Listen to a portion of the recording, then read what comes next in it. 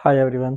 पिछली वीडियो में हमने इंटरनेशनल डेटा लाइन के बारे में पढ़ा था। तो हमने देखा था कि वो इंटरनेशनल डेटा लाइन जो है ऐसे टेढ़ी क्यों हो रही थी। तो क्यों हुई थी? पहला तो ये था कि रशिया का जो सारा इलाका है वो एक तरफ आ जाए, ताकि उस वहाँ कोई एक जगह दिन और दूसरी जगह दिन और ना हो। तो इसलिए उसको टेढ़ा करना पड़ा। तो जैसे हमने ये वाला, मैं आपको मैप पे दिखाता हूँ। ये वाली लाइन है, ये वाली देखो टेढ़ी हो रही है ऐसे, ताकि ये जो रशिया का ग्रीन वाला है ये अलास्का है, जो ऑरेंज कलर है ये रशिया है।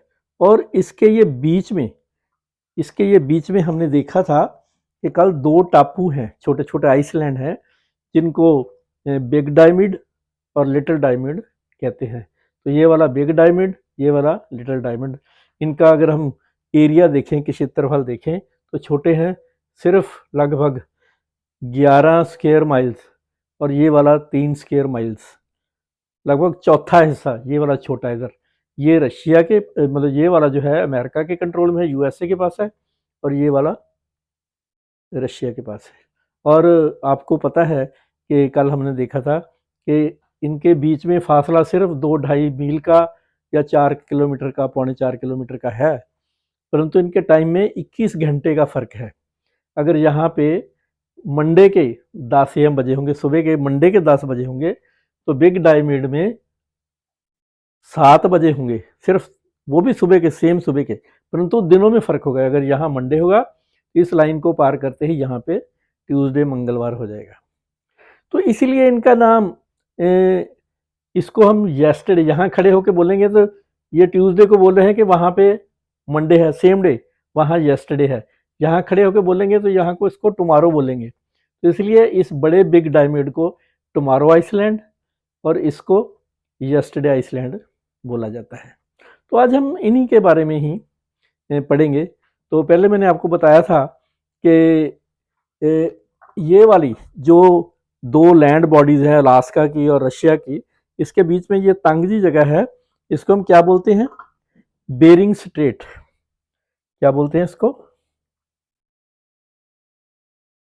बेरिंग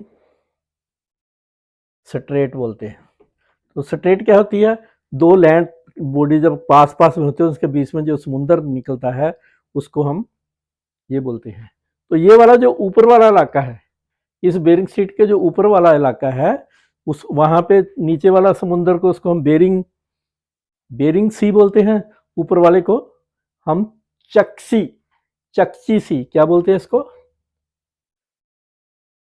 चक ची सी, इसको बेरिंग सी, CHUK, सी नहीं, चकची सी और बेरिंग सी। तो इसको बेरिंग स्ट्रीट क्यों बोलते हैं? आपको शायद ये पता होना चाहिए कि इस बेरिंग स्ट्रीट का पता डैनिश नेविगेटर थे एक, वाइटस बेरिंग, और वो रशिया की नेवी में काम करते थे। उन्होंने 1728 में इस स्ट्रेट का पता लाया था। उसी के नाम पे ही इसका नाम जो है वो बेरिंग स्ट्रेट रखा गया है। तो एक तो ये वाले जो हैं आर्कटिक सागर, अगर हम ये देखें तो आर्कटिक सी, आर्कटिक सेंटर, वहाँ पे जैसे टुंड्रा का होता है ना, वैसा है इलाका।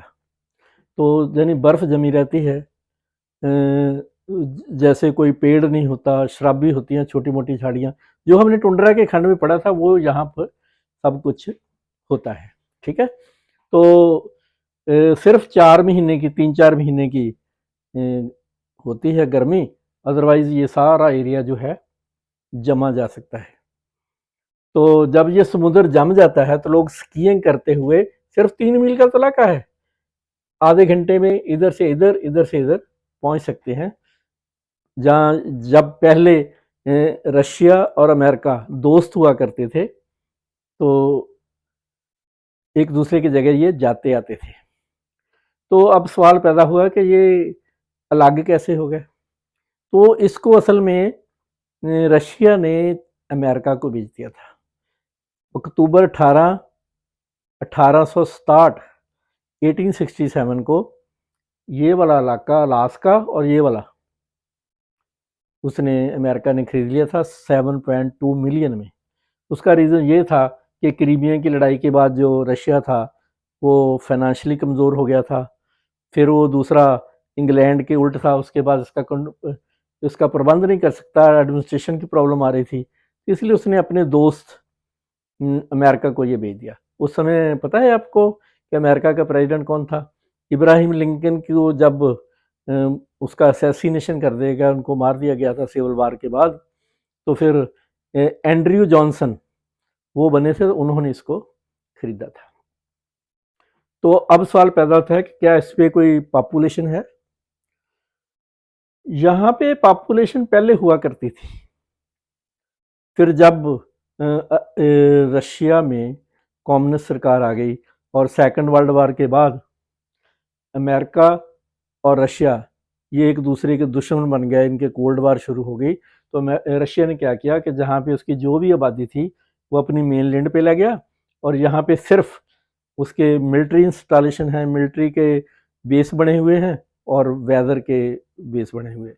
तो यहाँ पे आम जनता नहीं रहती है, सिर्फ ऑफिशियल लोग, मिलिट्री के लोग वही रहते हैं। परंतु अमेरिका वाले लिटिल माइंडेड में लोग रहते हैं। यहाँ पे जो पुराने नेटिव पॉपुलेशन थे, वो एस्किमो हुआ करते थे ना, तो वो बेचारे रहते हैं वहीं पे ही। उनकी यहाँ पे एक छोटा सा गांव ही बसा हुआ है, कोई आबादी ज़्यादा नहीं है। आबादी करीबन ज़्यादा से ज़्यादा जो रिकॉर्ड की गई है वो करीबन 200 थी, पर आजकल 100 के करीबी लोग वहाँ पर रहते हैं। हाँ, वैसे लोग जब गर्मियों का मौसम होता है तो वहाँ जाते हैं, तो वहाँ कुछ खाने पीने को तो होता नहीं, तो क्या करते हैं अमेरिका की तरफ से हेलीकॉप्टर की सेवा से इसको, जब गर्मियों का मौसम होता है तो यहाँ पे भोजन भेज दिया जाता है, वो स्टोर कर लेते हैं। वैसे तो वहाँ होटल भी हैं, छोटे एक दो बने होंगे, तो छोटा सा गांव है। तो लोग जो हैं जिनको देखने की इच्छा होती है वो गर्मियों वाले एरिया में यहाँ चले भी जाते हैं, घूमने भी चले जाते हैं। तो यहाँ पे छोटी बहुत आबादी है एस्किमो की, और वही वो जैसे पोलर बियर भी हैं वहाँ पे, जब समुद्र होता है उसमें व्हेल्स भी हैं, वालरस भी हैं, वो फिश खाते हैं, क्रैब खाते हैं, वही जो टुंड्रा खंड वाले लोग करते थे, तो वो भी यूँ समझिए कि ये टुंड्रा खंड का एक हिस्सा है, और ये यहाँ पे एस्किमो रहते हैं। तो इसके बारे में बस इतना ही जानना काफ़ी है कि ये दो अलग अलग हैं और इनमें 21 घंटे का फ़र्क है। अब सवाल पैदा होता है कि क्या लोग इधर से इधर जा सकते हैं? जाना तो आसान है, बहुत से लोग जा सकते हैं, परंतु जब 1948 में सेकंड वर्ल्ड वार के बाद मैंने बोला जैसे कोल्ड वार शुरू हो गई, तो रशिया और अमेरिका एक दूसरे के दुश्मन बन गए, तो अब ये बैन लगा हुआ है, कोई इधर उधर नहीं जाता, क्योंकि वो अब अनफ्रेंडली हैं, दोस्त नहीं आपस में, तो नहीं जा सकते। तो वैसे जब गर्मियों में ये पानी पिघल जाता है सारा, कितना है 2.4 माइल, 3.8 किलोमीटर का इलाका है। इसको एक अमेरिकन स्विमर था, उसका नाम था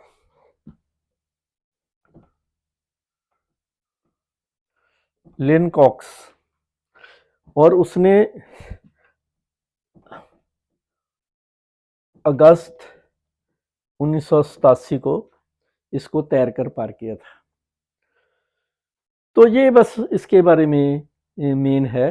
तो मैं बस अब इसको थोड़ा सा सम अप कर दूं कि ये जो इंटरनेशनल के एक एक डायमीड इधर है, एक डायमीड इधर है, कभी ये एक ही देश के पास होते थे, परंतु जब से ये वाला इलाका अमेरिका ने खरीद लिया रशिया से, तो ये वाला कौन सा इलाका है, ये वाला, ये वेस्ट हो जाता है और ये वाला ईस्ट हो जाता है।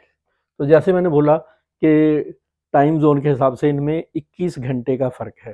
तो जैसे ये बोला, अगर यहाँ सुबह के 10 बजे होंगे तो यहाँ पे 7 बजे होंगे, और दिन उससे अगला होगा। अगर ये मंडे है तो ट्यूसडे होगा, अगर संडे है तो यहाँ मंडे होगा, अगर थर्सडे है तो यहाँ फ्राइडे होगा। तो ये बस इसकी मेन बात है। और ये कहाँ है, मैंने ये भी बोला था कि जहाँ पे वो इंटरनेशनल डेट लाइन लगती है, जहाँ पे रशिया अलास्का की ज़मीन और रशिया की ज़मीन तंग सी लैंड बॉडी बनाती हैं, तो उसको बेरिंग स्ट्रीट बोलते हैं, तो उसके बीच में ये सेटल है। तो आप इसको इंटरनेट पे सर्च करके इनके बारे में जानना, इतना ही भर दो ना, टुमारो आइसलैंड और यस्टरडे आइसलैंड, तो यही आ जाएंगे, क्योंकि इनको ही बोला जाता है। तो बस इतना ही। अगर आपको इनके बारे में थोड़ा सा भी मज़ा आया, कुछ नई चीज़ पता लगी, तो इसको एंजॉय करना और वीडियो को लाइक करना, शेयर करना। तो फिर हम अगली वीडियो में ऐसे ही, एक और आइसलैंड है जिस पे दो देशों की लड़ाई हुई थी, और उस लड़ाई का नाम था विस्की वॉर। विस्की जो पीने वाली शराब वाली होती है, विस्की वॉर। तो बहुत मज़ेदार कहानी है उसकी भी। तो अब ये लगे ही हैं हम आइसलैंड के बारे में, तो अगली वीडियो में हम उसके बारे में पढ़ेंगे।